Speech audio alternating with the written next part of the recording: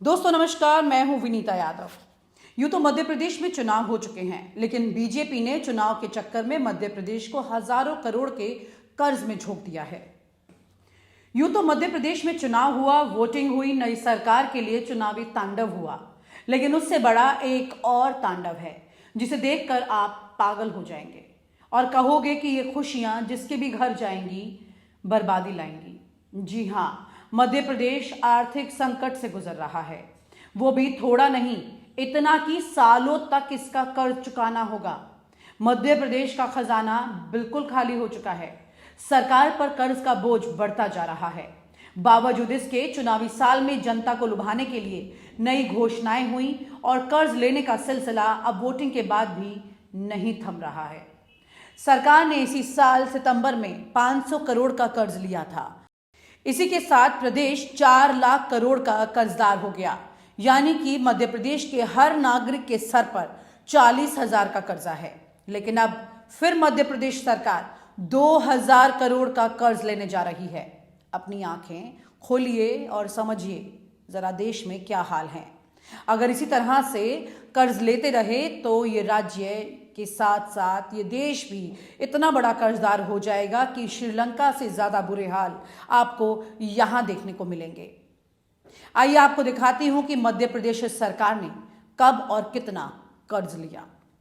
25 जनवरी 2023 2,000 करोड़, 2 फरवरी 2023 3,000 करोड़, 9 फरवरी 2023 3,000 करोड़, 16 फरवरी 2023 3,000 करोड़, 23 फरवरी 2023 3,000 करोड़, 2 मार्च 2023 3,000 करोड़, 9 मार्च 2023 2,000 करोड़, 17 मार्च 2023 4,000 करोड़, 24 मार्च 2023 1,000 करोड़, 29 मई 2023 2,000 करोड़, 14 जून 2023 4,000 करोड़, 12 सितंबर 2023 1,000 करोड़, 21 सितंबर 2023 में भी 500 करोड़ और अब फिर से 2,000 करोड़।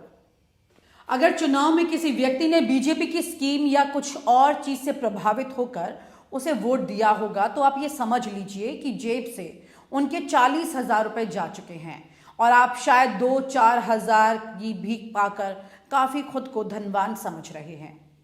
इस पर आप सोचिए कि आखिरकार आप क्या कर रहे हैं। कोई भी पार्टी हो, लेकिन ये सोचने की जरूरत है। आइए बात करते हैं वरिष्ठ पत्रकार मुकेश कौशिक से। मुकेश जी, जिस तरह से मध्य प्रदेश सरकार लगातार 13 बार 1,000 करोड़ से 4,000 करोड़ तक कई बार कर्जा ले चुकी है, वहीं पर अब 2,000 करोड़ वो 28 तारीख को कर्ज ले रही है।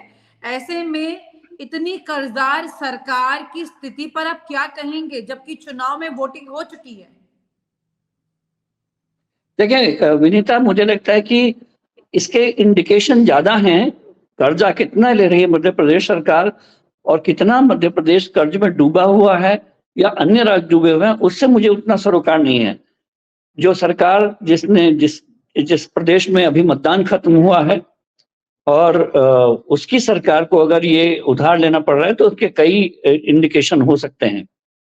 पहला इंडिकेशन ये कि उनको क्या भरोसा नहीं है कि वो सरकार में चुनाव जीत कर आ रहे हैं, क्योंकि जो कर्ज वो इस नवंबर के एंड में ले रहे हैं वो कर्ज वो 3 दिसंबर के बाद भी ले सकते थे। लेकिन अगर 3 दिसंबर के पहले मध्य प्रदेश सरकार ने कोई कर्ज लेना का कदम उठाया है तो ये एक शेकी कॉन्फिडेंस है किसी भी सरकार का कि वो उसका दोबारा सत्ता में आना कितना मजबूत है दावा उसका, क्योंकि वो अपने अकाउंट को ठीक करके जाना चाहते होंगे या उन्होंने जो भी खर्च किया है या यहाँ से कहीं और आउटसोर्सिंग की है उसको अगर बांटने की कोशिश। आउटसोर्सिंग मतलब क्या हो सकता है? आउटसोर्सिंग अगर मैं आउटसोर्सिंग दरअसल कोई स्टेट अगर अपने संसाधनों को किसी भी ढंग से इस तरह से खर्च करता है कि उसके आउटपुट, उसका जो बाई प्रोडक्ट है वो कहीं और खर्च किए जा सकें, तो उसको आउटसोर्सिंग में एक छोटा सा पोलाइट नाम दे रहा हूँ। साइफनिंग मैं इसको नहीं बोलना चाहता हूँ। साइफनिंग तो वो होती है जब सीधे सीधे किसी को फंड कहीं से निकाल के दूसरे जेब में डाल दिया जाए, लेकिन अगर आउटसोर्सिंग में कह रहा हूं तो वो कुछ ऐसे मद में खर्च करना जिसका कहीं और इस्तेमाल हो सके। तो हो सकता है कि भारतीय जनता पार्टी ने अपने इस कैश रिच स्टेट से जो कैश निकाला होगा और बेइंतहा निकाला होगा, उसकी भरपाई करना इस समय जरूरी हो गया होगा और वो एक कर्ज के रूप में रिफ्लेक्ट हो रहा है।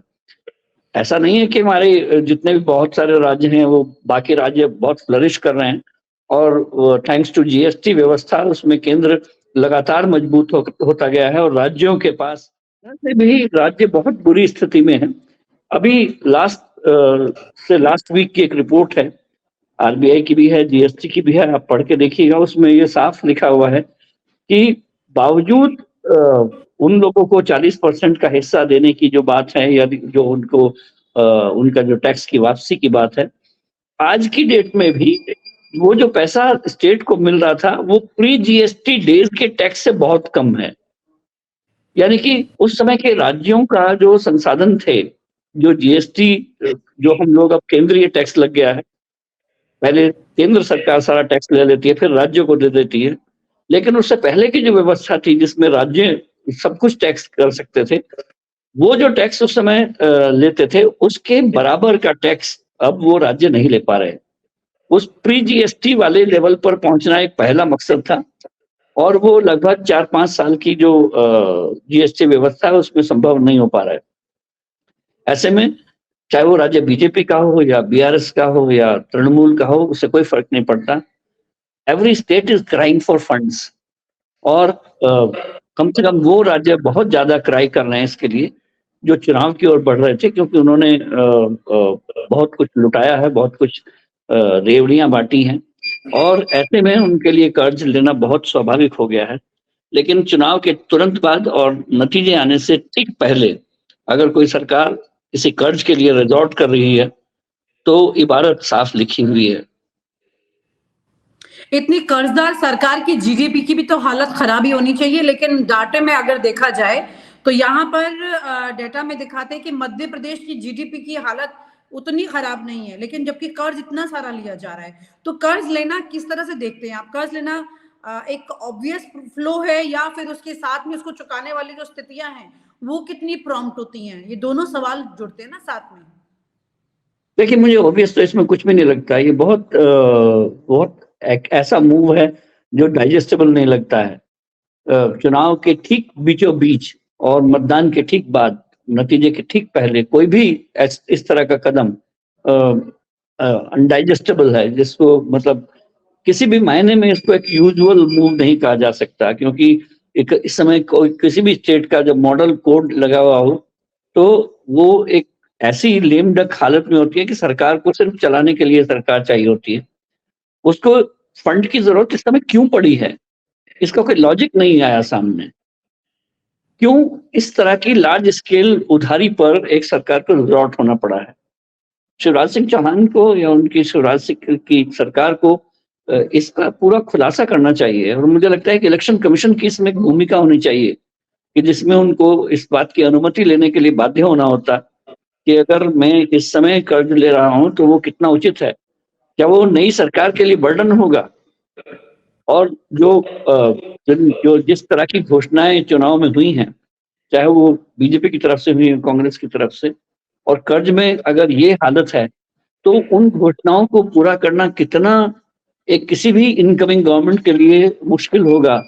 मैं इस पूरे स्थिति को इस रूप में देखता हूँ। एक बहुत पुरानी सेइंग है कि is good economy is a good politics और a good politics is a good economy. तो पहली वाली बात को सब लोग मानते हैं कि good economy is good politics, but every time good politics may not be good economy। इसका उदाहरण मैं बता सकता हूं आपको। उदाहरण ये कि मनमोहन सिंह सरकार के समय जो ग्रोथ रेट था वो 9% हुआ करता था, 10% पर जाता था।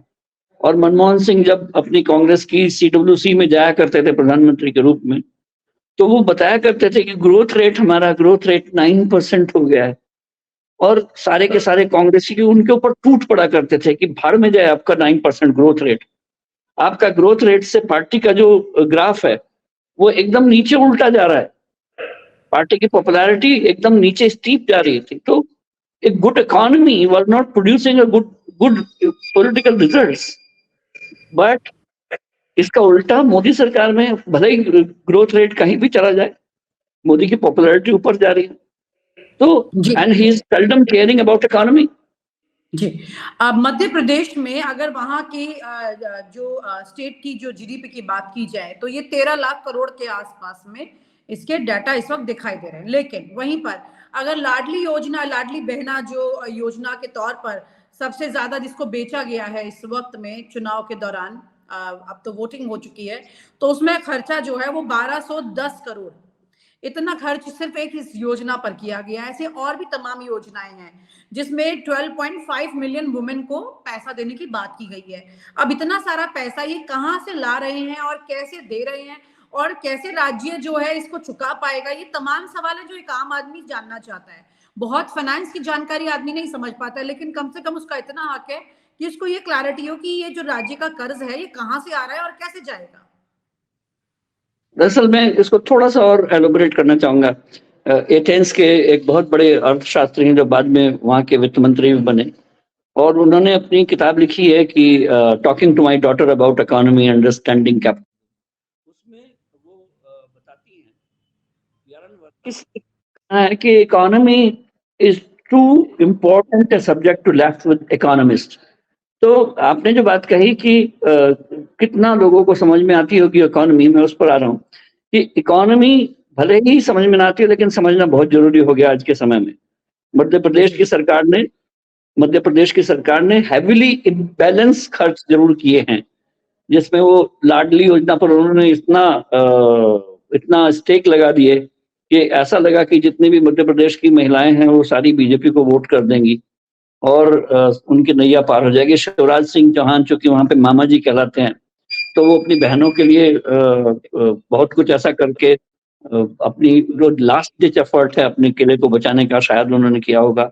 और शायद मुझे लगता है कि ये उसी का नतीजा होगा कि इस तरह की लार्ज स्केल बोरोइंग करनी पड़ रही होगी।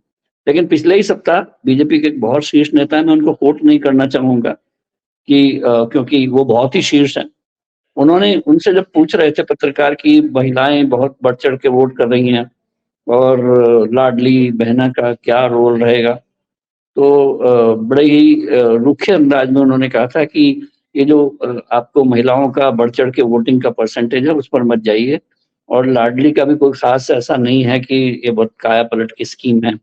मध्य प्रदेश के अलावा बिहार, उत्तर प्रदेश और पश्चिम बंगाल, उड़ीसा, छत्तीसगढ़, कुछ हद तक ये ऐसे राज्य हैं जहां पर मजदूरों की फोर्स पंजाब की तरफ, केरल की तरफ चली जाती है और वोट करने के लिए सिर्फ महिलाएं रह जाती हैं। इसलिए उनके बढ़े हुए वोट को बढ़ा हुआ वोट नहीं मानना चाहिए।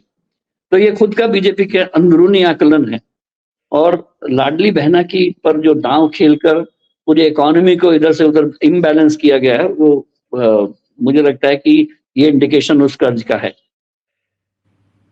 बिल्कुल। और जिस तरह से पैसा बहाया गया, मतलब सवाल ये आता है कि ये जो कर्ज आता है और ये कर्ज जाता है, ये किस तरह से सरकार इतना कर्जा उठा रही है और कहां से किस तरह से ये लगातार 13 बार 1000 करोड़ से 4000 करोड़ के बीच में सिर्फ इसी साल में ये सरकार कर्जा ले चुकी है, जिसका डाटा हमने दिखाया। अब ये जो कर्ज है, क्योंकि अर्थशास्त्री अच्छे से जानते हैं कि किस तरह से इस वक्त ना सिर्फ ये राज्य बल्कि पूरा देश जो है वो कर्ज में डूब रहा है। उसके आंकड़े अगर लोग देखेंगे तो शायद उनको रात को नींद ना आए। लेकिन हाँ, यहाँ पर अगर हम बात कर रहे हैं तो इस वक्त मध्य प्रदेश में, क्योंकि अभी एक मतलब कुछ घंटों के बाद में 2000 करोड़ का कर्ज फिर ले रही है ये सरकार। चुनाव हो गए हैं, नई सरकार के गठन का इंतजार नहीं है, रिजल्ट का इंतजार नहीं है, ये क्या कहानी क्या है यहाँ पर मुकेश जी? मैं इसको टोटलिटी में देखना चाहता हूँ। मतलब पहले तो ये कि स्टेट फाइनेंस इतना खराब हो गया है कि जिस पर एक पूरे अगर ये जो 5 दिन का सेशन, ये जो फिजूल के वितंडे के रूप में बुलाया गया था, जिसके लिए उनको एजेंडा ढूंढना भारी पड़ गया था कि क्या करें, अगर 4-5 दिन का सत्र सिर्फ इस मुद्दे पर बुलाना चाहिए कि राज्यों का फाइनेंस को कैसे संभालना होगा, क्योंकि राज्य का फाइनेंस बन के ही इस देश का फाइनेंस बनेगा। आपने श्रीलंका का इकोनॉमिक क्राइसिस देखा होगा, और ऐसे ऐसे लगभग 50 श्रीलंका मेरे देश में हैं, और 50 जगह ही इस उतनी हालत इकोनॉमी की खराब है। मेरे एक श्रीलंका के आदमी से बात हो रही थी कि मैंने कहा आपके पास कितना फाइनेंशियल प्रॉब्लम है? बोला आपके हर राज्य में हमसे ज्यादा प्रॉब्लम है, आप सोचते नहीं हो बस। हम लोग सोचते हैं इसलिए उसको क्राइसिस के रूप में देखते हैं। इस तरह के मध्य प्रदेश को एक उदाहरण और नजीर मान के मैं तो आपके दर्शकों से कहूंगा कि पूरा आप प्रेशर बनाइए पूरी देश की संसद के ऊपर कि 4-5 दिन का सत्र सिर्फ इस मुद्दे पर हो कि यूपी की, बिहार की, मध्य प्रदेश की, उड़ीसा की, छत्तीसगढ़ की, झारखंड की या नीचे साउथ तक सदर्न राज्यों की अर्थव्यवस्था को कहाँ से खींचना है, कैसे ऊपर लाना होगा इनको, क्योंकि अगर ये डूबे तो पूरा देश एक साथ डूबेगा और फिर संभालने वाला कोई नहीं होगा। बहुत हम लोग बहुत हवाई इकोनॉमी में जी रहे हैं इस समय। उसको अगर धरातल पर लाना आपको बहुत जरूरी हो गया है। मध्य प्रदेश तो एक वेकअप कॉल है। उसके बाद मुझे लगता है कि दूसरा वेकअप कॉल झारखंड से आएगा, तीसरा वेकअप कॉल तृणमूल से आएगा, पश्चिम बंगाल से आएगा। सदर्न राज्यों में उनके मतलब पास इन राज्यों के भी इतने बुरे हाल हो रहे हैं जैसे मध्य प्रदेश का और जिक्र हम कर रहे हैं। उनके पास संसाधन नहीं है, उनके पास ले दे के आपने शराब घोटाले क्यों हो रहे हैं, चाहे वो छत्तीसगढ़ में हो, चाहे दिल्ली में हो या कहीं भी हो। एकमात्र सोर्स आपकी स्टेट की इकोनॉमी का शराब रह गई है। दूसरा, जहां पेट्रोल रह गया है जो जीएसटी में नहीं है, शराब जीएसटी में नहीं है। इसी वजह से आपको शराब घोटाले ज्यादा हर राज्य में दिख रहे हैं, क्योंकि आपने स्टेट के पास छोड़ा ही सिर्फ शराब है पीने के लिए, या मतलब खाने के लिए। पीने के लिए नहीं, खाने के लिए है शराब इस समय उनके लिए। आप और जितनी योजनाएं, लाखों करोड़ों की जो ये योजनाएं अनाउंस की जा रही हैं, क्या सरकारों में इतना दम है कि इन योजनाओं को मुकम्मल कर पाए जब इतना कर्जा ले रही है? तो जो जीएसटी से पैसा आएगा वो इधर चला जाएगा। उसके बाद आप देखेंगे कोई डेवलपमेंट नाम की कोई चीज फिर बचेगी थोड़ी ही। ना सड़कों का होगा, ना पुलों का निर्माण होगा, ना मेट्रो का होगा। आप चले जाइए ऐसे स्टेट में जहां एक बार कोई मेट्रो शुरू हुई तो वहीं की वहीं पड़ी हुई है, उसके पास फाइनेंस नहीं आ रहा है, उसके पास सड़कें नहीं है। अगर ऊपर का पैसा जो जीएसटी में मैंने कमाया है वो वहां से आएगा और सीधा सीधा वो आपकी इन योजनाओं पे चला जाएगा, तो आपके पास प्रोजेक्ट कहाँ बचेंगे? सिर्फ केंद्रीय प्रोजेक्ट बचे दिखाई देंगे और वहां पर फीता काटने वाले लोग भी हमारे केंद्र के दिखाई देंगे आपको, उसके अलावा नहीं दिखेंगे। फीते कट रहे हैं, उसमें ज्यादा पैसा नहीं लगता, लेकिन जब बिल्डिंग बनेंगी तो उसमें दिखाई देगा कि सरकार में कितना दम था, और वो नौबत अभी दिखाई नहीं दे रही है। बहुत बहुत शुक्रिया Mukesh, thank you so much. Thank you. अब मध्य प्रदेश में जो भी सरकार बनाएगा वो कितना कर्ज और लेगा या कर्ज चुकाएगा, ये उसकी नीयत पर डिपेंड करता है। लेकिन फिलहाल अब चुनाव हो चुके हैं और ये चुनाव एक बार फिर से आपके घर आएंगे, फिर आपसे वोट मांगेंगे, फिर आपको कुछ देकर जाएंगे। लेकिन ये फैसला आपने करना है कि वो देकर जा रहे हैं या फिर आपसे लेकर जा रहे हैं। अपनी आंखें खोलिए और देश की स्थिति को समझिए। और आप हमसे जुड़े रहने के लिए सब्सक्राइब करें YouTube पर, फॉलो करें Twitter पर और लाइक करें Facebook पर। और ज्यादा जानकारी के लिए आपको टाइप करना होगा सिर्फ न्यूज़ नशा।